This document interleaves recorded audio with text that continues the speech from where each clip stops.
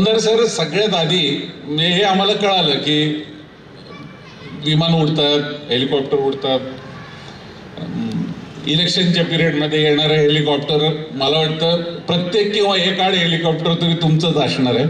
पण आम्हाला थोडक्यात सांगा की तुमचा व्यवसाय काय आहे, म्हणजे लोकांना कळू दे की काय व्यवसाय असू शकतो आणि मराठी व्यक्ती काय व्यवसाय करू शकतो. तर थोडक्यात आपला व्यवसाय काय याचा परिचय आपण या मंडळीनं करून द्यावा. सोपा आहे व्यवसाय. जसं आपण ट्रक, रिक्षा, कार भाड्याने देतो, तसं मी विमान आणि हेलिकॉप्टर भाड्याने देतो. तर याच्यापेक्षा वेगळ्या याच्यात काही फार फरक नाही आहे. आम्ही 2008-9 मध्ये सुरुवात केली. त्यावेळेला आम्ही लोकांची विमानं आणि हेलिकॉप्टर घेऊन ती वेगवेगळ्या लोकांना भाड्यानं देण्याचं काम करायचो. त्याच्यामध्ये कॉर्पोरेट्स, पॉलिटिशियन्स, फिल्म स्टार्स, हे सगळे महाराज लोक, हे सगळेजण आमचे क्लायंट होते. तर त्यांना आम्ही इतरांची विमानं आणि हेलिकॉप्टर घेऊन भाड्यानं द्यायचो आणि ते आम्ही काम देशभरामध्ये करायचो. मग हळूहळू आमची कंपनी वाढत गेली, आमचं काम करण्याचं क्षेत्र वाढत गेलं. आता आम्ही इतरांची विमानं आणि हेलिकॉप्टर तर भाड्याने देतोच आणि कॉन्ट्रॅक्टवर घेतोच, पण आता आम्ही आमची स्वतःची विमानं सुद्धा इतरांना सर्व्हिससाठी अवेलेबल करून देतो आणि अतिशय वेगाने आम्ही आता ती फ्लीट वाढवत चाललो आहे. तर एक छोटा फरक सगळेजण समजून घ्या की 2 प्रकारचे एव्हिएशनचे प्रकार आहेत. एक आहे शेड्यूल एअरलाईन, ज्यामध्ये हे सगळे इंडिगो, एअर इंडिया, विस्तारा, हे सगळे एअरलाईन्स येतात. तर हे एका ठरलेल्या शेड्यूलनुसार आपल्या सर्व्हिसेस चालवतात. आमच्या सर्व्हिसेसला नॉन शेड्यूल एअरलाईन म्हणतात, ज्यामध्ये जेव्हा गरज आहे त्यावेळेला आम्ही विमान आणि हेलिकॉप्टर्स अवेलेबल करून देतो. मग आता याच्यातलं जो सेलिब्रिटीजचा, पॉलिटिशियन्स आणि हा सगळा सेट बिझनेस आहे. जे दुसरं मला आवर्जून नेहमी सांगायला आवडतं ते की आम्ही मोठ्या प्रमाणावर एअर ॲम्ब्युलन्सेसच्या सर्व्हिसेस भारतभरामध्ये आणि गल्फ रिजनमध्ये सुद्धा अवेलेबल करून देतो. जिथे पेशंटला ज्या भागात गरज असेल तिथल्या जवळच्या एअरपोर्टपासून त्याला जिथे चांगली ट्रीटमेंट मिळणार आहे तिथल्या जवळच्या एअरपोर्टपर्यंत आम्ही त्यांना घेऊन जातो. आणि आता नुसतंच पेशंट नाही तर आम्ही ऑर्गनसुद्धा ट्रान्सफर करतो. की ऑर्गन ट्रान्सफर करण्यातले जे काही सुरुवातीच्या गोष्टी आहेत त्या आम्ही केलेल्या आहेत. मग आम्ही लाईव्ह हार्ट नेतो, लाईव्ह लिव्हर, किडनीज, हे सगळं आम्ही जिथे उपलब्ध होतं तिथून भारताच्या ज्या कुठल्या कोपऱ्यामध्ये त्याची गरज असेल तिथपर्यंत आम्ही कमीत कमी वेळामध्ये पोचवतो. आणि याच्यातलाच एक जास्त कॉम्प्लेक्स आणि लोकांना ज्याच्यात इंटरेस्ट बहुतांश वेळेला वाटतो तो की आम्ही हे पॉलिटिकल एव्हिएशन जे आहे, म्हणजे ज्यामध्ये खूप कॉम्प्लेक्सिटीज इन्व्हॉल्व असतात आणि कमीत कमी वेळामध्ये पॉलिटिकल कॅम्पेनसाठी हे नेते मंडळी देशभरामध्ये फिरत असतात. त्या सगळ्या जणांना एक सुसूत्र पद्धतीनं पूर्ण देशाचं कव्हरेज करून त्यांच्यासाठी आम्ही एव्हिएशन वॉर रूम रन करतो, ज्यामध्ये आम्ही त्यांचं सगळं कॅम्पेन मध्ये आमचा महत्त्वाचा रोल असतो. सो ज्या वेळेला कुठले तरी एखादे महत्त्वाचे पॉलिटिशियन देश पातळीवरचे किंवा राज्य पातळीवरचे तुमच्या गावापर्यंत येतात, त्यावेळेला ते जिथून कुठून येणार असेल तिथून इथे आणून त्यांना परत जिथे कुठे जायचं असेल तिथपर्यंत घेऊन जाण्यासाठीचं जे एव्हिएशन लॉजिस्टिक्स आहे त्यामध्ये आमचा महत्त्वाचा रोल असतो. मंदार सर, तुमच्या पहिल्या उत्तरातलं साधेपणा मला भावला आणि मला वाटलं मी पण हा व्यवसाय सुरुवात करावा. कारण तुम्ही म्हणालात की काय नाही, तुझी टॅक्सी भाड्याने देतो तसं विमान भाड्याने देतो. तर ही सिम्प्लिसिटी भावली, पण त्याच्या पाठीमागची पेन किंवा जो तुम्ही इलॅबरेशन केलं, म्हणजे अवयवदान, म्हणजे आज सगळ्यांना याची कल्पना आहे आणि कमीत कमी वेळात ते योग्य ठिकाणी पोचायला पाहिजे. यासारख्या क्रिटिकल कामापासून एखादा उच्च पदस्थ पॉलिटिशियन, राजकारणी ज्यावेळेस देश पातळीवर त्याचं प्लॅनिंग करायचं आणि यासारख्या गोष्टी, म्हणजे नुसतंच विमान वाहन भाड्याने देणं नाही तर त्याच्या पाठीमागची कंप्लीट यंत्रणा राबवणे, यासारखी बाब अतिशय सोप्या भाषेत आपल्याला सांगितली. याचा अर्थ त्याच्यातली इन्व्हॉल्वमेंट, त्याचा अभ्यास किती असणार आहे हे वाखाणण्याजोग आहे. मला दुसरा प्रश्न विचारायचा आहे की म्हणजे माझ्या घरात माझे वडील शिक्षक होते तर मी शिक्षक झालो, तर त्याच्यात काही फार मोठं आश्चर्य नाही. पण मी आपल्या परिचयात वाचलं की व्यवसायाची पार्श्वभूमी नसताना या व्यवसायात आलात. माझे 2 प्रश्न आहेत. एक, लोकांना हे कळू द्यावं की तुम्ही कुठल्या पार्श्वभूमी म्हणजे फॅमिली बॅकग्राऊंडमधनं आलेला आहात आणि हाच व्यवसाय करावा असं का वाटलं? पार्श्वभूमी म्हणजे आमच्याकडे माझे सगळे नातलग म्हणजे हे एकतर बँकेत असतात किंवा सरकारी नोकरीत असतात किंवा प्राध्यापक असतात. याच्यापेक्षा तिसऱ्या वेगळ्या पेशामध्ये आमच्या लोकांनी काही माझे कुठले नातलग फारशा व्यवसायांमध्ये नाही, जवळचे नातलग. आत्ता माझी भावंडं जे आहेत ते IT कंपन्यांमध्ये असतात किंवा ते कुठल्या ना कुठल्या तरी पुन्हा बँकेमध्ये पण वेगळ्या स्वरूपाच्या कामांमध्ये असतात. मला समहाऊ मी 29 दिवस कमिटमेंट देऊन एक नोकरी केली आहे. त्यावेळेला मी डॉक्युमेंटरी फिल्म बनवण्याचा माझा व्यवसाय होता आणि मला कॉलेजमध्ये असतानाच मी एका टेलिव्हिजनसाठी शो करायचो, अँकर करायचो आणि ते माझं मुख्य रोजीरोटीचं उत्पन्न होतं. तर मला मी MA च्या 2ऱ्या वर्गाला असताना मला एका नॅशनल चॅनलमध्ये जॉब मिळाला ॲज अ न्यूज अँकरचा आणि मी तिथे 29 दिवस सर्व्हिस केली. ती माझी पहिली आणि शेवटची सर्व्हिस. पगार न घेता तिथून निघून आलो. त्यावेळेला माझ्या डोक्यामध्ये असं आलं, एक सोपं त्यातलं कारण होतं. त्यावेळेला माझं वय माझ्या बाजूने होतं. मी 21-22 वर्षांचा फार तर तेव्हा असेल.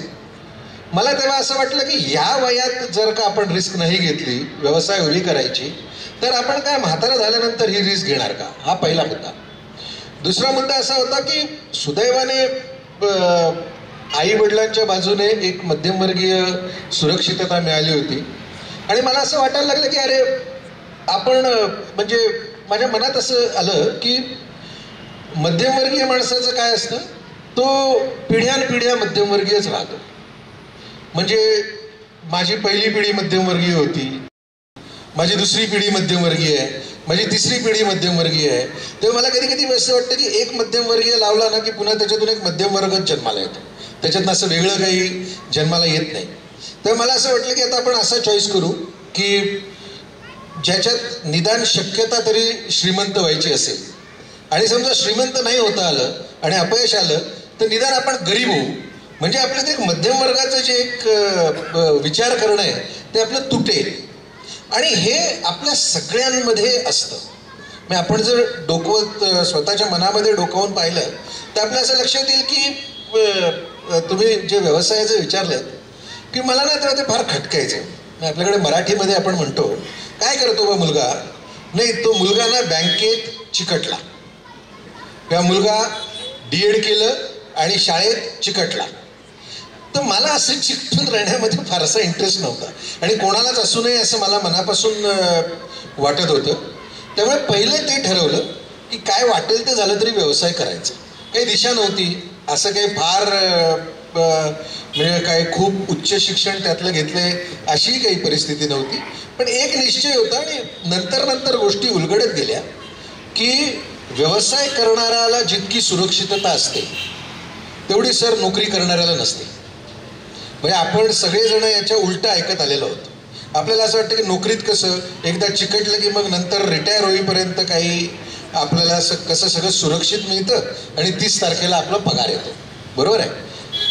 मला त्यात सुरक्षितता तेव्हाही वाटली नाही, आताही वाटली नाही. म्हणजे तेव्हा इतकं स्पष्ट नव्हतं पण आत्ता तुम्हाला मला सांगायला आवडेल कारण मी असं ठाम म्हणजे लोकांनी काय करायला पाहिजे याचं व्यवसाय केलं पाहिजे याच्या व्यतिरिक्त दुसरं उत्तर मला सुचत नाही. मी आजतागायत कोणाला बाबा रे कुठेतरी नोकरी कर असं सांगितलेलं नाही. एक उदाहरण देऊन तुम्हाला सांगतो. MPSCच्या परीक्षेमध्ये साधारण 3 लाख जण परीक्षेला बसतात आणि ती सगळी जण आपल्या गावांमधली राज्यभरामधून आलेली एक गुणवत्तावान मुलं असतात. 3 लाख मुलांमध्ये साधारण 250 जागा असतात. आता याची टक्केवारी किती होतात ते तुम्ही ठरवून घ्या, पण साधारण 250 जागा भरल्या जातात. 3 लाख जणांपैकी 250 जागा हे 0.1% पण होत नाहीत. मागच्या वर्षी म्हणजे थोडक्यात एक साधारण 99% लोक त्याच्यात नापास होतात आणि 0.1% मुलं फार फार तर त्याच्यात पास होतात आणि जे जर कुठला स्टे आला नाही तर कुठेतरी सरकारी MPSCच्या नोकरीत लागतात. हा महाराष्ट्राचा रेशो आहे. महाराष्ट्रामध्ये मागच्या वर्षी हे सेम झालं. 3 लाख जणांपैकी 250 जण जे आहेत ते कुठेतरी नोकरीला लागले असतील. उरलेले सगळेजण पुन्हा तयारी करायला लागले. महाराष्ट्रामध्ये मागच्या वर्षी 2 लाख GSTचे नवीन मेंबर झाले. 2 लाख जणांनी GST काढलं. GST सर्टिफिकेट काढले याचा अर्थ काय की त्यांनी व्यवसाय करायला सुरुवात केली. वरचा व्यवसाय. हा, म्हणजे त्यांनी एक व्यवसाय करायला सुरुवात केली. 2 लाख जण असे होते ज्यांनी GSTचं रजिस्ट्रेशन घेतलं. आणि आता तुम्ही सर व्यवसायामध्ये आहात आणि मला खात्री आहे की याच्यामधले निम्मे लोक बर्बाद झाले, फेल झाले, त्यांचे व्यवसाय गाळ्यात गेले, तरी 1 लाख जणांचं दुकान व्यवस्थित चालू आहे. मग सुरक्षित धंदा करणं आहे का MPSCच्या परीक्षा देणं आहे हे तुम्ही ठरवा. खरं तुम्ही 2-3 महत्वाच्या मुद्द्यांना हात घातला जे माझ्या डोक्यात चाललं होतं. पहिली गोष्ट मी तुम्हाला सर जे म्हणाले ते आवर्जून रिपीट करतो. विद्यार्थी मित्रांनो तुमच्यासाठी रिपीट करतो की मला मध्यम वर्गाची चौकट मोडायची आणि मला श्रीमंत व्हायचंय. नाही श्रीमंत झालो तर गरीब होईन पण मला चौकट मोडायची. हा एक मुद्दा डोक्यात ठेवा का मला चाकोरीत चालायचंय. हा पहिला. दुसरा ज्याच्यावर मी 2 मुद्दे तुम्ही मांडले ते दोन्ही या डिटेलमध्ये येणार आहे. मी तुम्हाला आणखीन प्रश्न विचारणार आहे कारण लोकांच्या मनात काही गोष्टी पक्क्या बसल्यात. आपल्याला नवीन विचार टाकायचा आहे. तो म्हणजे सरांनी अत्यंत एक मजेशीर मला वाटतं मजेशीर वाक्य किंवा अतिशय हिंमतवालं स्टेटमेंट केलेलं आहे. ते म्हणजे नोकरीमध्ये व्यवसायापेक्षा जास्त रिस्क आहे. त्याचं त्यांनी स्टॅटिस्टिक्स पण दिलं पण त्याच्या थोडंसं डिटेलमध्ये आपण जाऊया. कारण झालं असं की माझ्यावरचा इम्पॅक्ट आहे. म्हणजे तुम्ही खूप छान केलं की 22व्या वर्षी रिस्क घेऊन नोकरीत आले. मला त्याच्यापेक्षा 18 वर्ष जास्त विचार करायला लागला व्यवसाय देण्यासाठी. मी 39व्या वर्षी नोकरीत आलो. त्यावेळेस आजूबाजूचे काय म्हणाले वेडा झाला. पहिले म्हणजे हा कुलकर्णी त्याच्यात व्यवसाय करतो. ही पहिली चूक. बजाज ऑटो सारखी नोकरी ती सोडून नोकरीत चाललेला आहे म्हणजे दुसरा वेडेपणा. तिसरा याची मुलं आता 7वी 8वीत पोचलेले, हा 40शीला टेकलेला आहे, हा व्यवसाय करतोय, हा वेडा आहे, हा मातीत जाणार आहे. हा बघण्याचा दृष्टिकोन आहे. आणि हे जे प्रोत्साहन आजूबाजूचे देतात ना तर या बॅकग्राऊंडवर म्हटलं की आता सर थोडासा डिटेलमध्ये सांगा. हा झाला एक आकडा की 3 लाख लोकांनी परीक्षा दिल्यानंतर 300 जणांना नोकरी मिळते. समजा खूप जागा निघाल्या तर 600 मिळेल. अजून खूप जागा निघाल्या तरी 1200 मिळेल. म्हणजे तुमच्या हिशोबाप्रमाणे 0.4%. देव पावला असं म्हणू, राजकारणी पावले असं म्हणू, सरकार पावले असं म्हणू, 3000 लोकांना नोकऱ्या मिळतील तरी 1%. पण याच्यापेक्षा मला व्यवसायातल्या अनुभवातनं सांगा की नोकरी करण्यातली रिस्क आणि व्यवसायातली रिस्क तुमच्या अनुभवातनं थोडेसे डिटेल सांगा की व्यवसायात कशी मजा आहे आणि नोकरीतली कशी. उदाहरणासहित सांगा म्हणजे आपला विषय लोकांपर्यंत पोहोचेल. काय मी तुम्हाला माझ्याच व्यवसायाबद्दल सांगतो. विमानाचं तिकीट स्वस्तात विकत घेणं याच्या पलीकडे माझा माझ्या खानदानाचा विमानाशी काही संबंध नव्हता. सो कधीतरी जेव्हा स्वस्त तिकीट असेल तेव्हा कुठल्या तरी एअरलाईनच्या विमानाने बसून जायचं. माझ्या अख्ख्या खानदानामध्ये कोणाला म्हणजे चार्टर विमानाने किंवा हेलिकॉप्टरने ते कुठे गेले असा त्यांचा अनुभवही नव्हता. तशी आर्थिक परिस्थिती असायचं कारणही नव्हतं. मला एक गोष्ट लक्षात आली आणि ती विशेषतः इथल्या तरुणांच्या मला वाटतं की मी ते त्यांच्याशी बोललंच पाहिजे. तुम्ही जिकडे नजर फिरवाल तिथे तुम्हाला व्यवसाय दिसेल. आपली अडचण काय झाली आहे, नेहमी या मध्यमवर्गीय नोकरदार आणि विशेषतः या तरुण मुलांचं जे मध्यमवर्गीय स्वप्न याच्याबद्दल आपण बोलतोय. काय पोरांची स्वप्न आहेत, आपल्या सगळ्या पोरांची काय स्वप्न आहेत. काय रिटायरमेंट पर्यंत ना एक 2 बेडरूमचा फ्लॅट घ्यायचा आणि रिटायरमेंट पर्यंत एकदा ते बँकेचं कर्ज फिटलं की आपण त्या फ्लॅटचे मालक होणार. आपण सगळेजण ज्याचा वारसा सांगतो ते आपला बाप किल्ले बांधायचा. त्याने वयाच्या 58व्या वर्षापर्यंत कितीतरी किल्ले बांधले ज्या किल्ल्यावरून अख्ख्या जगाला घाबरवलं. आपण नुसते त्यांचे छत्रपती शिवाजी महाराज की जय म्हणून त्यांचा वारसा सांगतो आणि ज्यांनी किल्ले बांधले त्यांच्या वारसा सांगणारी पोरं आता त्यांचं सर्वोच्च स्वप्न काय तर 2 बेडरूमचा कुठेतरी फ्लॅट घेतला की त्याचं आयुष्याचं इतकी कर्तव्यता झाली. जग इतकं मोठं आहे, ते इतकं इंटरेस्टिंग आहे. जगाच्या वेगवेगळ्या भागामध्ये गेलं तर तुम्हाला प्रत्येक टप्प्यावर रोजगाराच्या संधी उपलब्ध आहेत, प्रत्येक टप्प्यावर. अरे या इथे आपण नुसतं चारी बाजूला बघितलं तर कोणीतरी पेंडॉल लावलाय, कोणीतरी इथे साऊंड सिस्टीम लावली आहे, कोणी लाईट लावलंय, कोणी ध्वनिक्षेपण व्यवस्था लावली आहे. बाहेर गेला तर कोणीतरी गाडी चालवतंय, दुकान आहेत त्याचे, छोटं दुकान आहे, मोठं दुकान आहे, कोणीतरी फेरीवाले आहेत, कोणीतरी किती प्रकारचे व्यवसाय उपलब्ध आहेत. नोकरीत गेल्यावर काय होतं जरा स्टोऱ्या काढून बघा. एका कुठल्या तरी नोकरीमध्ये मला सर तुम्हाला मी अगदी मनापासून सांगतो की हा कॉन्फिडन्स कुठनं वाटतो. तुम्ही पण उद्योगात आहात म्हणून माझा विमानाचा व्यवसाय चालला नाही तर मी इथे कन्नडमध्ये हातगाडी लावून भाजी विकू शकतो आणि ती तेवढीच चांगली विकू शकतो आणि मला जराही लाज वाटणार नाही. असे शेकडो पर्याय व्यवसाय करणाऱ्या माणसाला उपलब्ध असतात. डीएड झालेला मनुष्य काय करेल, त्याला हे पर्याय सुचले तरी आहेत का?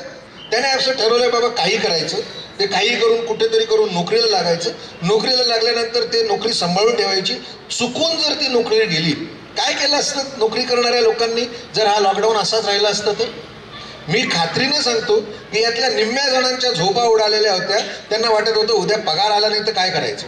मला माहित होतं माझं विमान जर चाललं नाही तर मी मास्क विकले असते, मास्क विकले नाही तर पीपीई किट विकले असते, पीपीई किट चालले नाही तर हॉस्पिटल चालवले असते, ते नसते चालवले तर ॲम्ब्युलन्स चालवले असते, ॲम्ब्युलन्स नसते चालवले तर भाजी विकली असती, भाजी नसती विकली तर तुम्हाला वर्तमानपत्र पाठवली असती, वर्तमानपत्र नसती मला पाठवता आली तर मी लोकांना एका ठिकाणून दुसऱ्या ठिकाणी नेण्याच्या गाड्या चालवल्या असत्या आणि तेही मला जमलं नसतं तर मी कुठून तरी येऊन धान्य विकत घेऊन तुम्हाला आणून विकले असतं. 10 पर्याय तर मला आत्ता सुचले. तुम्हाला किती पर्याय सुचतात? नोकरी करणाऱ्यांनी स्वतःला विचारा. ज्यांना कोणाला नोकरीच करायची असं ज्यांनी ठरवलेलं आहे त्यांनी स्वतःला विचारा की त्यांच्याकडे किती पर्याय असे सुचतात. त्यामुळे पहिला प्रश्न हा आहे की आपण जर तरुण असू तर आपल्याला पहिल्यांदा आपल्या म्हाताऱ्यांनी जे सांगितलेलं आहे ते सगळं डिलीट मारलं पाहिजे. त्यांनी जर सांगितलं असेल की बाळा काही कर, कुठून तरी करून काहीतरी ग्रॅज्युएशन कर, त्याच्यानंतर मग तुला नोकरी मिळेल, मग तुझं लग्न होईल, त्यांना ठणकावून सांगा. अरे माझं झालं रे बाबांनो लग्न. मी तुम्हाला काय सांगायचं आता, मी माझ्या गावापासून लांब आहे म्हणून तुम्हाला सांगतो. मी मध्यमवर्गीय मार्कांनी साहेब बीकॉम झालो. कनिष्ठ मध्यमवर्गीय मार्कांनी मी MA पॉलिटिकल सायन्स केलं. आता बीकॉम आणि MA पॉलिटिकल सायन्स याच्यावर मला अशी नोकरी मिळणारच नव्हती. त्याच्यानंतर हे सगळं केल्यानंतर मला खात्री होती की या क्वालिफिकेशनवर मला नोकरी मिळणार नाही. मग काय माझं लग्न होणार नाही का, मला काहीच जमणार नाही. साहेब बरं चाललंय, 2 पोरं आहेत, चांगलं चाललंय माझं, कुठं अडलं, लग्नही झालं, चांगल्या घरात माझं मला दिलंय, सो तेही माझं बरं चाललंय. तर माझं लग्न होईल का, मला लोक विचारतील का, मला आजूबाजूचे काय म्हणतील, हे सगळ्या म्हाताऱ्या लोकांनी विचार करायचे विषय आहेत. ज्यांच्या माना डगडगायला लागलेल्या आहेत आणि ज्यांच्या हात थरथर कापतात त्यांच्याच्यानं काही नवीन होत नाही. पण हे जे बाईकवर जोरात फिरतात ट्रिपल सीट, त्यांनी हे असले स्वप्न बघण्याची गरज नाही. एक पत्थर तो तबियत से उछालो यारो, काय मजा येते. काय काय वाटेल ते बदललं जाऊ शकतं, काय वाटेल ते नवीन नवीन व्यवसाय केले जाऊ शकतात. मी मगाशी जेव्हा बोलत होतो तेव्हा सरांना म्हटलं अडचण अशी आहे की आपण मेंदू उघडायला तयार नाही. काहीतरी बेफाट चांगलं आपल्या मेंदूमध्ये असू शकतं, त्या मेंदूमधून नव्या कल्पना येऊ शकतात, पण आपण आपलं ती चाकोरी सोडायला तयार नाही. MPSC करेन, DED करेन, PSI होईल, माझी हरकत नाही आहे सर हे करायला, माझी काही हरकत नाही. म्हणजे ज्याला कोणाला पण मी जिथे जिथे जातो तिथे ज्या वेळेला मी पाहतो की वर्षानुवर्ष मुलं काय करतायत याची त्यांच्याकडे उत्तरं हीच आहे की स्पर्धा परीक्षेची तयारी करतायत. त्रास होतो. काय या मुलांचं भवितव्य आहे, काय यांनी विचार केला, यांनी कोणाशी हे बोलले तरी आहेत का? पोरं येतात छान ताजा टवटवीत मुलगा ग्रॅज्युएशन करून बाहेर पडला, मुलगी ग्रॅज्युएशन करून बाहेर पडली. तिला असं वाटतं की आता आपण स्पर्धा परीक्षा देऊ, स्पर्धा परीक्षेला बसलो की ती परीक्षा आपण पास होऊ, ती पास झालो की आपल्याला लगेच दिव्याची गाडी मिळेल आणि आपण लगेच अधिकारी होऊ. पहिला अटेम्प्ट असाच जातो, तो पास होत नाही. पुन्हा तो सरकारही आपलं असं आहे की वाटेल तेवढे यांना अटेम्प्ट दिलेले आहेत, पुन्हा तो दुसऱ्या वर्षी परीक्षेला बसतो. पहिल्या वर्षी जरा जोरात अभ्यासिकेत वगैरे जात असतो, नातलगांना भेटत असतो. पुढच्या वर्षी जेव्हा तो जायला लागतो त्यावेळेला नातलगांना तो लग्नाला जाणं बंद करतो, चार चौघात कार्यक्रमांना जाणं बंद करतो. का बरं? तो लोक विचारतील की बाबा तू काय करतो, बाबी तू काय करते, तो उत्तर देता येत नाही. मग ते टाळायला लागतात, नातलग टाळायला लागतात. तोच तो स्पर्धा परीक्षावाल्यांचा ग्रुप तयार होतो, जे एकमेकांनाच स्वप्न दाखवत राहतात की आपण कधी ना कधीतरी ऑफिसर होऊ. साहेब 5-5, 7-7 ॲटम स्पर्धा परीक्षांची घेतलेली पोरं जेव्हा इंटरव्ह्यूला येतात तेव्हा पायाखालचं सगळं पाणी निघून गेलेलं असतं, पिढी बदललेली असते, बरोबरची मुलं कामाला लागलेले असतात आणि यांच्याकडे एकच उत्तर असतं की तू काय केलंस 5 वर्षात, तर 5 वेळा स्पर्धा परीक्षा दिली आणि नापास झालो. कुठेतरी थांबणार का आपण? याच्यापेक्षा विश्वास ठेवा की याच्यापेक्षा म्हणजे काय एक ऐकलंय साहेब. 4 वर्ष मला आज सुद्धा अंगावर काटा येतो की 4 वर्ष कुठल्या तरी शिक्षण संस्थेमध्ये कधीतरी पक्क व्हायला मिळेल म्हणून 4 वर्ष बिनापगारी नोकरीचे, 4 वर्ष ती आशा लावून बिनापगारी नोकरी करतात. 1 रुपया मिळत नाही. 4 चौघात फक्त सांगायला होतं की आमचा बाबा कुठेतरी शिकवायला जातो, त्याला पैसे मिळतात की नाही कोणी बघत नाही. आणि त्याच्यानंतर 4 वर्षांनी नोकरी मिळेल की नाही. अरे 4 वर्ष स्वतःचं काही उभं करायला दिले तर माणसं कुठल्या कुठे निघून जातील. आता एक फार मला नेहमी पडणारा प्रश्न आहे आणि हे आपलं कसं झालं सर, म्हणजे त्रास होतो या सगळ्याचा. असं म्हणायचं की आपल्या देशामधून सोन्याचा धूर निघायचा. आता हा सोन्याचा धूर ही कन्सेप्ट जर तुम्ही बघत गेलात तर तुम्हाला असं वाटतं का की हा सोन्याचा धूर 6वा वेतन आयोग, 7वा वेतन आयोग, 8वा वेतन आयोग आणि याच्या ताकदीने निघत असेल? मला वाटत नाही. आपल्याकडचे 12 बलुतेदार प्रत्येक गावामध्ये हा पर्याय कोणाकडे उपलब्ध नव्हता की कुठेतरी जाऊन नोकरी करायची. जो तो आपल्याला येईल तो व्यवसाय करायचा, आपल्याला शक्य होईल तसा तो व्यवसाय वाढवायचा. आपण सगळेजण मूळ व्यवसाय करणारी जमात आहोत. इंग्रजांनी आपल्याला कारकून बनवलं आणि आपल्याला आजही कारकून बनून राहायचंय. आपल्याला त्याच्यातनं बाहेर पडायचं नाही. आजही आपल्या घराघरामध्ये म्हातारे कोतारे आपल्याला सांगतात की बाबा तू काहीतरी कर, कुठेतरी कसं तरी शिक्षण घे आणि कुठेतरी नोकरीला चिकट. जोपर्यंत आपल्या DNA मध्ये ही जी अनावश्यक आणि खोटारडी सुरक्षितता आपल्याला वाटते आहे की नोकरी केलं तरच आपलं आयुष्य सुखाचं आहे, हे जोपर्यंत आपण आपल्या DNA मधून काढत नाही तोपर्यंत आपण पिढ्यानपिढ्या मध्यम वर्ग, कनिष्ठ मध्यम वर्ग याच चक्रामध्ये फिरत राहू. मला काय म्हणता येईल त्याला स्पार्क देणारा पॉइंट हा होता की जे होईल ते होईल. वय होतं आणि बरेचसे कॉलेजमधले तरुण म्हातारे वाटायला येतात माझ्या, की असे खांदे पाडून चालतात आणि ते म्हणत नाही माझ्याकडे काय आहे, माझ्या बहिणीचं लग्न आहे, माझ्या आईवडिलांची तब्येत नाही आहे, मला घरची जबाबदारी पार पाडायला लागेल म्हणून मी नोकरी करतो. ते पाहिल्यानंतर असं वाटतं की यांची हिंमत गेली कुठे. हा असला म्हणजे डरकाळ्या मारणाऱ्या लोकांचा आपला प्रदेश आणि असे म्याव करणारे पोरं आपण कशी तयार केली याचा विचार आपणही करायला पाहिजे पण पोरांनीही करायला पाहिजे. सर धन्यवाद. तुम्ही घाव घालायची ठरवलेलंच आहे आणि ती गरजेचं आहे. म्हणजे जर चौकट तोडायची असेल एक तर मी तरी डोकं फोडून चौकट तोडायला पाहिजे किंवा कोणीतरी येऊन ती चौकट तोडून टाकायला पाहिजे. आज तुम्ही ते काम करताय. मला काही महत्वाच्या गोष्टी वाटल्या त्या मी रिपीट करतो, कारण कधी कधी ऐकण्याच्या ओघात आपण एखादी महत्वाची बाब सुटून जाते. आणि जो काही अनुभव आहे मला तुम्ही सांगितलेली गोष्ट एकदम महत्वाची वाटली, ती मला वाटतं की तरुणांना त्यांच्या पालकांना रिपीट करावी. तुम्ही असं जे म्हणाला तेव्हा मला खरंच पटलं की कोविड नोकरीवाला प्रेशरमध्ये आला. बघा धंदेवाल्यांनी काय विचार केला, पण महत्वाचं आहे की मला त्याची लाज वाटणार नाही. कदाचित धंद्यामध्ये मला वाटणारी लाज हा साधा धंदा आहे का, हा खालच्या पातळीचा धंदा आहे का, हा कदाचित प्रॉब्लेम आपल्याला सतावतोय का, ही गोष्ट विचार करणं गरजेचं आहे. नंबर 1. नंबर 2, पालकांनी घरातल्या वयस्कर अनुभवी मंडळींनी एक गोष्ट लक्षात ठेवणं गरजेचं आहे की जमाना बदलतोय, परिस्थिती बदलतीये. माझे कालचे विचार आज उपयोगाचे ठरणार नाहीत, वेगळ्या पद्धतीने बघायला पाहिजे. हा दुसरा महत्वाचा पॉइंट मला याच्यात दिसला.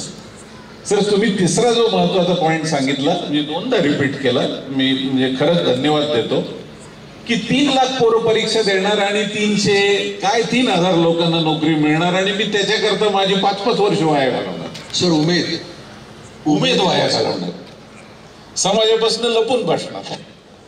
आणि इकडे 2 लाख लोक जीएसटीचं रजिस्ट्रेशन करतायत, म्हणजे त्याचं 20 लाखापेक्षा जास्त टर्नओव्हर होणार आहे. आणि तुम्ही 50% नाही फेल होत, 20% फेल होतात व्यवसायात. तुम्हालाही माहिती आहे, मलाही माहिती आहे. म्हणजे 2 लाखांनी सुरू केलं की त्यातले 40,000 फेल होणार आहेत. 1,60,000 लोक 20 लाखापेक्षा जास्त धंदा करणार आहेत. प्रश्न नोकरी वाईट नाही, मला तुम्ही म्हणाले ते पटलं, नोकरी वाईट नाहीये, पण त्या अपॉर्च्युनिटीज किती आहेत आणि त्याच्याकरता मी किती डोकं फोडतोय.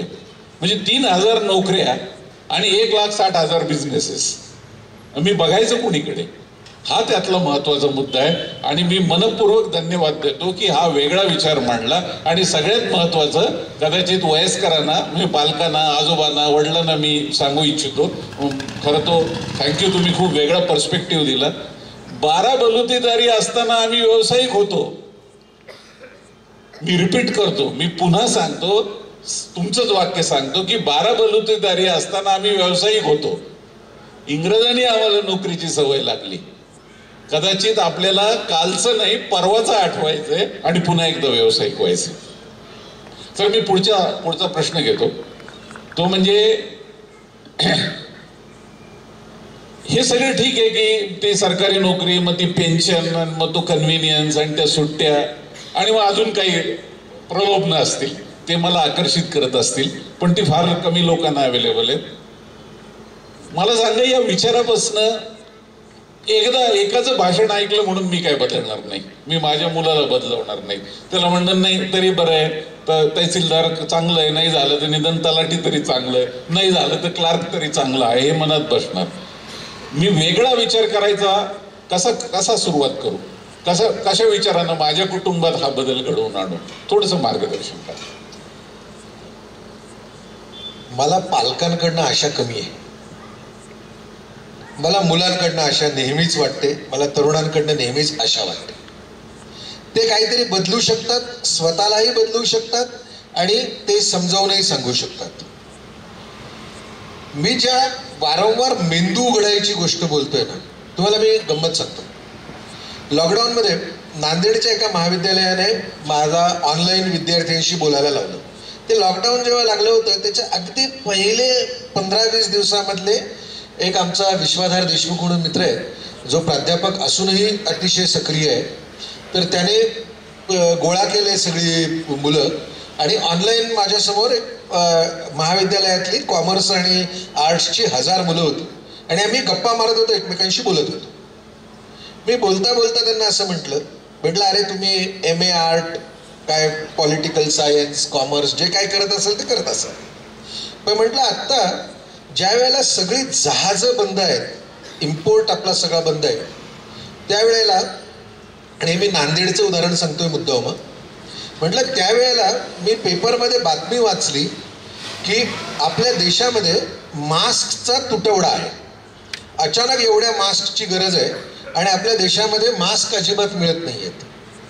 आणि म्हटलं मी दुसरी गोष्ट मी अशी वाचली की बऱ्याचशा घरांमध्ये एकटे म्हातारी जोडपी आहेत ज्यांना कोरोनामुळे बाहेर पडता येत नाही आणि बाहेर जाण्या इतके त्यांच्याकडे कोणी सिस्टीम नाही आहे, तर त्यांना भाजी, त्यांना धान्य कुठून मिळेल. म्हटलं मला कळतच नाही आहे की मास्कचा तुटवडा कसा होऊ शकतो आणि आपल्या गावामधले, आपल्या आजूबाजूच्या घरातली जी म्हातारी कोतारी माणसं आहेत ज्यांना गरज आहे, त्यांना धान्य न देण्याची सिस्टीम कशी उभी राहू शकते. तर आपण काहीतरी याच्यावर करायला पाहिजे, आपण सगळ्यांनी मिळून करायला पाहिजे. मला जे काही फार कमी वेळेला सात्विक आनंद आपण ज्याला म्हणतो, त्याच्यानंतरच्या 8 दिवसांनी मला एका मुलीने, असेल मे बी SYची वगैरे मुलगी, SY BComची मुलगी, तिने मला एक फोटो पाठवला. त्या फोटोमध्ये ती मुलगी शेजारच्या एका टेलरकडे गेली, जो टेलर तिला माहिती होता. त्या मुलीने तिच्या परिचयातलं एक कपड्याचं दुकान ओपन केलं, त्याच्याकडून मटेरियल घेतलं, त्या टेलरकडे जाऊन मास्क शिवून घेतले आणि तिचे काहीतरी 8 दिवसामध्ये 1000 मास्क प्रत्येकी 10 रुपयाला विकून झाल्यानंतर तिने माझे सर 1000 मास्क विकून झाले याचा मला मेसेज केला. आणि दुसऱ्या एका मुलाने 5 मुलं एकत्र झाली, 5 जणांकडे मोटरसायकल्स होत्या. त्यांनी त्यांच्या एरियातले सगळे नंबर गोळा केले आणि त्यांना कळवलं की तुम्हाला कशाचीही गरज असेल तर त्या वस्तू आम्ही तुम्हाला आणून देऊ आणि आम्ही तुमच्याकडून त्याचे जर तुम्हाला परवडत असेल तर 50 रुपये घेऊ, नसेल तर आम्ही तुम्हाला असंच आणून देऊ. त्या मुलांनी ही सिस्टीम सर 3-4 महिने चालवली. ते चालवल्यानंतर प्रत्येकी साधारण 4 महिन्यामध्ये प्रत्येकी 25-25 हजार रुपये त्या 4ही पोरांचे गोळा झाले आणि त्या पैशाच्या पलीकडे जाऊन ज्यांना खरंच गरज होती त्यांना ते मिळालं. आपण मेंदू उघडत नाही. अडचण अशी आहे की आपल्याला ना चाकोरीमध्ये चालायला आवडतं. आपल्याला थोडा सुद्धा विचार करण्याची आपल्याला भीती वाटते आणि तेच तिथे त्याचं मूळ आहे. या मुलांचा मेंदू उघडला. मी नंतर आत्ता 2 वर्षापूर्वी जेव्हा लॉकडाऊन निघून गेलं त्यावेळेला त्या मुलीला मी विचारलं की अरे तुझं आता ग्रॅज्युएशन झालं असेल, आता तू काय करते? तर आता तिने पुन्हा तिचा स्वतःचा व्यवसाय सुरू केलाय आणि हे 4 जण जे भाज्या विकत फिरत होते या 4 जणांच्या पैकी 4पैकी 3 जणांची महत्वाकांक्षा नोकरी करायची आणि 1 जणांची महत्वाकांक्षा शेती करायची होती. त्या 4 जणांनी मिळून तिथल्या कोर्टाच्या जवळ एक हॉटेल काढले आणि ते आज सुद्धा चांगलं चालतं. आणि त्यांचा आता तुम्ही जर बघाल तर ही 4 मुलं मिळून साधारण 1,00,000-1.25 लाख रुपये सर कोर्टाच्या आणि एस टी स्टँडच्या जवळच्या हॉटेलमध्ये 1,00,000-1.25 लाख रुपये महिन्याला कमवतात. मला वाटतं की भीती ही 4 वर्ष कधीतरी नोकरी मिळेल म्हणून बिनपगारी शिकवण्याची वाटली पाहिजे. भाजी विकण्याची कसली भीती आहे, त्याच्यात कसली लाज आहे? हे जे मुलांनी केलं हे करण्यात काय, आणि हे असंच होतं. ज्या मिनिटाला आपण मेंदू उघडतो ना त्या मिनिटाला एकदा सगळं लिहून काढा की माझ्या मनात आत्ता काय काय येतंय. तुम्ही जो उपाय म्हणलात ना, माझ्या मनामध्ये येतंय की आता मी कुठेतरी बँकेत नोकरी करतो. माझ्या मनामध्ये असं येतंय की मला प्रतिष्ठा मिळाली पाहिजे. प्रतिष्ठा म्हणजे काय तर आजूबाजूचा, थोडक्यात आपल्या मराठी लोकात प्रतिष्ठा म्हणजे काय असते तर मामाच्या मुलाने किंवा मुलीने काय केलं किंवा काकाच्या मुलाने किंवा मुलीने काय केलं त्याच्यापेक्षा बरं करणं ही आपली प्रतिष्ठेची कल्पना असते. चूक असलं तर मला सांगा. हे सगळं एकदा लिहून काढलं की आपण किती नादान आहोत हे आपल्याला लक्षात येईल आणि तिथून मेंदू उघडायला सुरुवात होईल. मग आपल्या असं लक्षात येईल की अरे यातल्या कितीतरी गोष्टी आहेत. मगाशी आत्ता मी इतकं सुंदर वाचनालय बघायला गेलो, तिथल्या ते व्हिडिओ प्रोडक्शन्समध्ये काम करणाऱ्यांनी असं सांगितलं की नुसतं व्हिडिओ प्रोडक्शनमध्ये म्हणजे तुम्ही हिरो हिरोईन झाले नाही तरी करता येण्याजोगे 300 व्यवसाय आहेत. 300 प्रकारचे व्यवसाय मी त्याच्यात होतो, मला माहिती आहे, करू शकतो आपण. इतकं जग इतक्या विविध गोष्टींनी भरलंय. अरे त्याच मोटरसायकलवर ज्याच्यावर तुम्ही गावभर फिरता त्याच मोटरसायकलवर डिलिव्हरी करायची कन्सेप्ट डोक्यामध्ये आणली आणि त्या झोमॅटोवाल्याने $1 बिलियन व्हॅल्युएशन मिळवलं. आपल्याला सुचत नव्हतं हे सगळं. हे कॉलेजमधली ही पोरं लॉकडाऊनमध्ये घरोघरी भाज्या देऊन येत होती ती पोरं आणि ह्या झोमॅटोवाल्याच्यात काय फरक आहे? काल तो तुमच्याकडे तो बापवाला आला होता, काय कन्सेप्ट आहे त्याच्या डोक्यात आलं, संगमनेरमध्ये बसून IT कंपनी चालवतो आणि IT कंपनी त्याची उत्तम चालते, खूप चांगली चालते. किती कल्पना असू शकतात. कधीतरी तर त्या भयातनं आपण बाहेर येऊ, कधीतरी तर आपण स्वतःला कारणं देणं बंद करू. ज्या मिनिटाला आपण ही कारण काय काय दिसतं सर, SY आणि TYची मुलं आणि मुली असे खांदे पाडून चालतात. त्यांना आईबापाने सांगितलेलं असतं काहीही कर आणि कुठेतरी चांगली नोकरी मिळव. त्या बिचाऱ्याला कळत नाही की कुठून करणार, काय करणार. मी खरंच तुम्हाला सांगतो, मला मनापासून असं वाटतं की 10वी-11वीला पोरं गेली, माझ्या पोरांवरही मी हे प्रयोग करत आहे. 10वी-11वीला पोरं गेली की त्यांना सांगावं बाबा तुझे शिक्षण सगळं चालू राहू देत, काहीतरी एक गोष्ट तू स्वतः विकण्याचा प्रयत्न कर. 5-5 वर्ष आपण वाया घालवतो का नाही परीक्षांची तयारी करण्यामध्ये. काहीतरी विकण्याचा प्रयत्न कर. काय कन्नडला काय जे धान्य मिळत असेल ते उचलून 2 तालुके पलीकडे जा, 10 रुपये एक्स्ट्रा पैशाने विकता आलं तरी चालेल, पण काहीतरी विकायचा प्रयत्न कर. आपण ते सोडून सगळं आपल्या मुलांना सांगतो.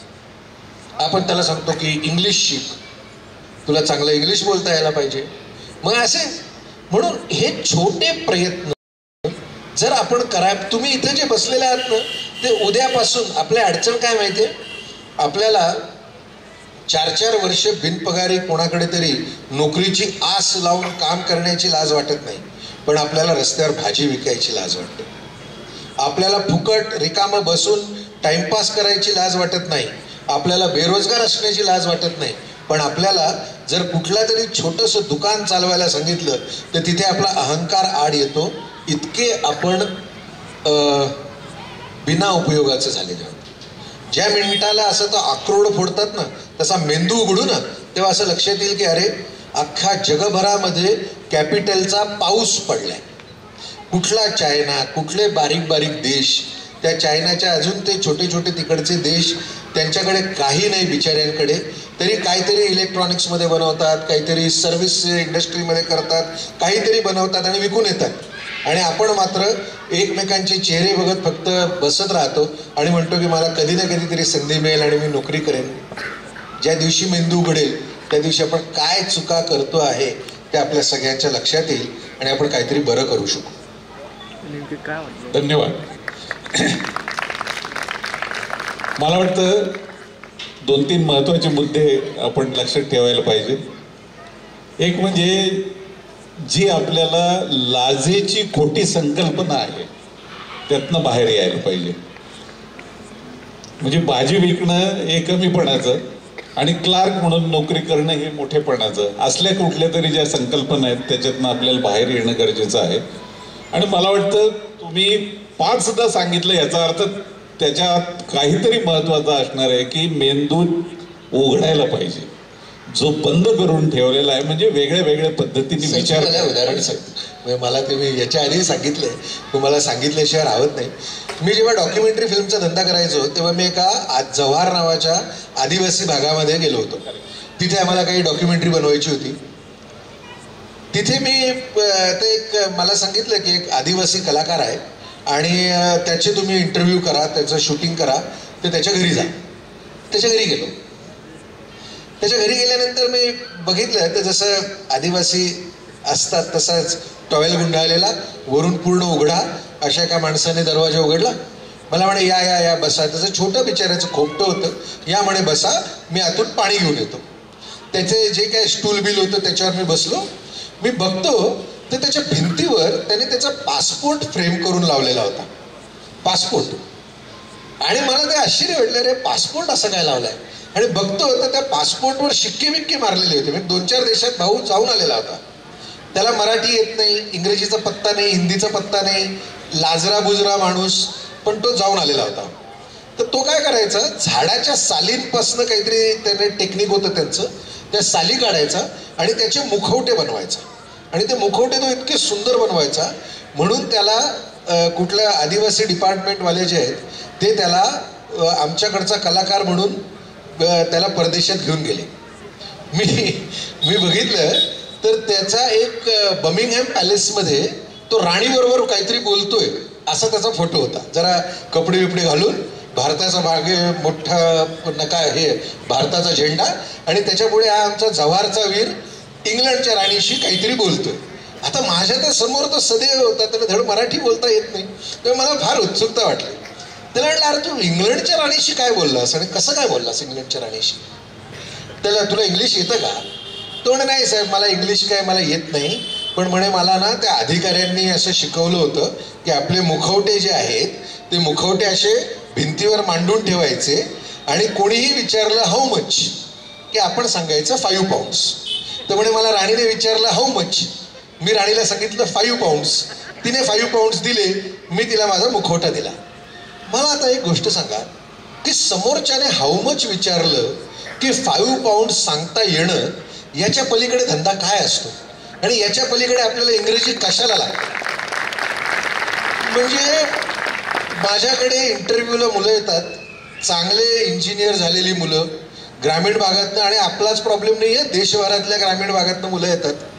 बिचाऱ्यांना इंग्रजी येत नसतं, इतकी गुणवत्तावान मुलं असतात, पण त्या इंग्रजीच्या भयापोटी बिचारे त्यांना असं वाटतं की ज्या अर्थी आपल्याला इंग्रजी येत नाही त्या अर्थी आपला काहीच उपयोग नाही. मी तुम्हाला शपथेवर लिहून द्यायला तयार आहे की जागतिक दर्जाचं काम करायचं असेल तर इंग्रजी ही सगळ्यात शेवटी लागते, दर्जा सगळ्यात आधी लागतो. मी अनेक देशांमध्ये फिरलेलो आहे आणि अनेक देशांमध्ये व्यवसायानिमित्त एकमेकांशी व्यवसाय पण केलेला आहे. माझं इंग्रजी हे मी फक्त आत्मविश्वासामुळे बोलू शकतो, ते ग्रामॅटिकली अजिबात चांगलं नाही. कधी बिंग म्हणायचं, कधी वूड म्हणायचं, कधी कुड म्हणायचं, याचे मला आजही प्रश्न पडतात. पण त्याने काही अडत नाही. आणि माझं अडलं नाही, त्या आदिवासीचं अडलं नाही, तर आपलं अडायचं काय कारण आहे? आपल्या ग्रामीण भागातली पोरं त्या इंग्रजीचं भय घेऊन शक्यतो काय बघतात, ते जिथं मराठीत चालून जाईल असाच जॉब बघायचा, जिथं लोक मराठी बोलतात अशाच ठिकाणी जायचं. मी तुम्हाला सांगतो, जर शक्य असतं आत्ता मला इथे, तर मी तुम्हाला जगाचा नकाशा दाखवला असता. आणि मी तो किस्सा तुम्हाला नेहमी सांगतो. त्या जगाच्या नकाशामध्ये असं आपण इथून सुरुवात करू, पूर्वेकडून सुरुवात करू, असं बघत बघत आपण आलं. जपान, इंग्रजी येत नाही. रशियामध्ये तिकडे ते भांडणारा कोरियन, चांगला कोरिया, इंग्रजी येत नाही. तिथून पुढे रशियाकडे या, अख्खा एवढा या खंडापासून त्या खंडापर्यंत पोहोचलेला रशिया, इंग्रजी येत नाही. फ्रान्समध्ये जा, इंग्रजी येत नाही. ग्रीसमध्ये जा, इंग्रजी येत नाही. पोर्तुगालमध्ये जा, इंग्रजी येत नाही. जर्मनीमध्ये जा, इंग्रजी येत नाही. आमच्याकडे जे कुठलं एअरबस नावाच्या कंपनीचं जे मॅन्युअल येतं, जे हायली टेक्निकल मॅन्युअल आहे, जे सांगतं की या विमानाचे पार्ट कसे जोडायचे, याचं डिझाईन कसं, याचं मेंटेनन्स कसं करायचं, ते इंग्रजीमध्ये नसतं. आपल्याकडे जी रशियन विमानं आपण संरक्षण खात्यामध्ये वापरतो, त्यांचं core manual, core technical manual हे रशियनमध्ये असतं. ते कोणीतरी इंग्रजीमध्ये ट्रान्सलेट करून देतं आणि उरलेलं अख्खं जग रशियन विमानं पण वापरतं, एअरबसची विमानं पण वापरतं आणि इंग्रजी येत नाही म्हणून त्यांचं काहीही अडत नाही. इंग्रजी येत नाही म्हणून फक्त आपल्या ग्रामीण भागातल्या मुलांचं अडतं, जगाचं काहीही अडत नाही. आणि मी तुम्हाला सांगतो ना, गमतीचाच भाग आहे. माझी एक रशियन पार्टनर आहे, तिच्याबरोबर मी 4 वर्ष काम करतो. ती आणि मी एकत्र आम्ही एक विमान उडवतो. आणि आता गेले 4 वर्ष सर आमचं बरं चाललंय, चांगलं चाललंय आमचं एकमेकांशी. तिला एक शब्द इंग्रजीचा येत नाही, मराठीचा येत नाही, मला रशियनमधला एकही शब्द येत नाही, तरीही आम्ही एकमेकांशी बोलू शकतो. आमचं विमान बरं उडतंय, आम्हाला एकमेकांची भाषा येत नाही. आणि नुसतं विमान उडतंय असं नव्हे, तर त्या म्हातारीचं तिच्या मोठ्या सुनेशी पटत नाही हे सुद्धा मला माहिती आहे. आणि आम्हाला एकमेकांची भाषा येते. सो ह्या कुठल्या आपण म्हणजे इंग्रजीचं भूत काहीतरी मला जर का एक वर परमेश्वर देणार असेल, एकच वर, तर मी हा वर मागेन की बाबा माझ्या राज्यातल्या लोकांच्या मेंदूतनं हे इंग्रजीचं खूळ पहिले काढून टाका. हे काय म्हणजे आपण काय काय आपल्या कल्पना, मी जे म्हणतो ना सर, काय कल्पना असं मी तुम्हाला शपथेवर सांगतो, शपथेवर, की असा एकही प्रगत देश नाही ज्या प्रगत देशामध्ये मी गेलेलो नाही आणि मला टायची गाठ बांधता येत नाही. अजिबात मला टाय बांधता येत नाही. त्याने काही माझं हस्तगत अडलेलं नाही. इंग्रजी पण मी चाचपडत बोलतो, त्याने माझं काहीही अडलेलं नाही. दर्जा चांगला नसेल तर जग तुम्हाला फेकून देईल. जगाला फक्त दर्जाची भाषा कळते, जगाला फक्त सातत्याची भाषा कळते. आणि आपण ज्या मातीतनं आलेलो आहोत त्या मातीतनं दर्जा नक्की निर्माण होतो, त्या मातीतनं सातत्य नक्की निर्माण होतं, त्या मातीतनं जागतिक दर्जाचं काम नक्की निर्माण होतं. आपण आपल्या भाषेच्या अनाठाई नादाला लागलेलो, अनाठाई नादाला लागलेलो. मी तुम्हाला सांगू, मला जगातलं सगळ्यात सुंदर चित्र काय असतं आणि त्याच्यानेही तुमचे मेंदू उघडणार नसतील तर माझ्याकडे काही औषध नाही मेंदू उघडण्याचं.